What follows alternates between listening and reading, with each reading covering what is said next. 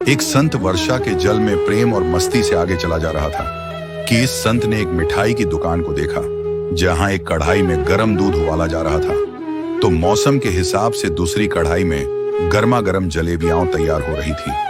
साधु कुछ क्षणों के लिए वहां रुक गया। शायद भूख का एहसास हो रहा था या मौसम का असर था। साधु हलवाई की भट्टी को बड़े गौर से देखने लगा। संत कुछ खाना चाहते थे लेकिन संत के पास पैसे नहीं थे। लेकिन नेक दिल हलवाई ने एक प्याला गरम दूध और कुछ जलेबियां साधु को दे दी।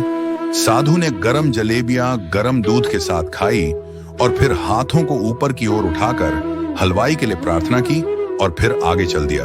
और साधु मस्ती में बारिश के पानी के छींटे उड़ाता चला जा रहा था। वह इस बात से बेखबर था कि एक युवा नवविवाहिता जोड़ा भी वर्षा के जल से बचता बचाता उसके पीछे चला आ रहा था।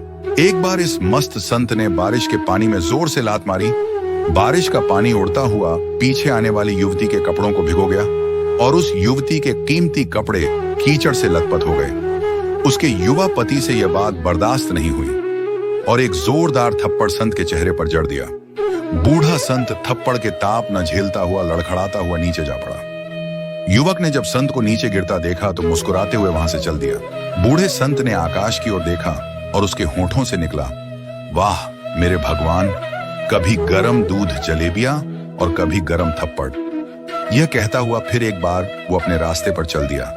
दूसरी ओर वह युवा जोड़ा मस्ती में अपनी मंजिल की ओर अग्रसर हो गया और अपने घर के सामने रुक गए। युवा अपनी जेब से चाबी निकालकर अपनी पत्नी से हंसी मजाक करते हुए ऊपर अपने घर की सीढ़ियां चढ़ रहा था। बारिश के कारण सीढ़ियों पर फिसलन हो गई थी और अचानक युवा का पैर फिसल गया और वह सीढ़ियों से नीचे गिरने लगा।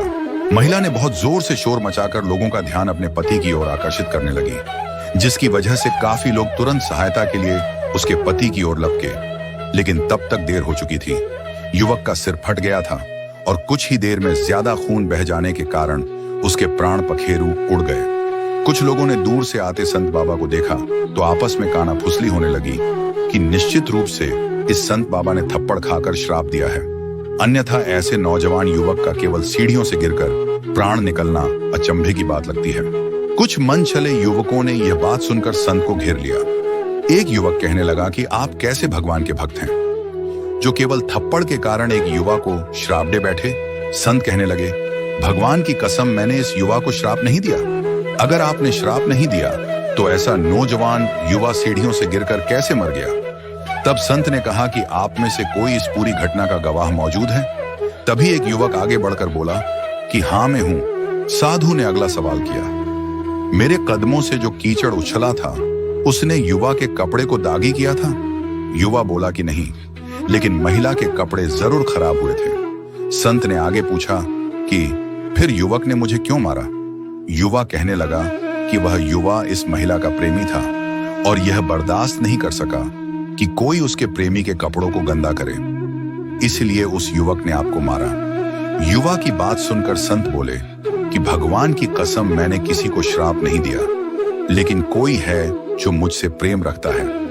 अगर उसका यार सहन नहीं कर सका तो मेरे यार को कैसे बर्दाश्त होगा कि कोई मुझे मारे, और वह इतना शक्तिशाली है कि दुनिया का सबसे बड़ा राजा भी उसकी लाठी से डरता है। उस परमात्मा की लाठी दिखाई नहीं देती और आवाज भी नहीं करती, लेकिन पड़ती है तो बहुत दर्द देती है। हमारे कर्म ही हमें उसकी लाठी से बचाते हैं। बस कर्म अच्छे होने चाहिए।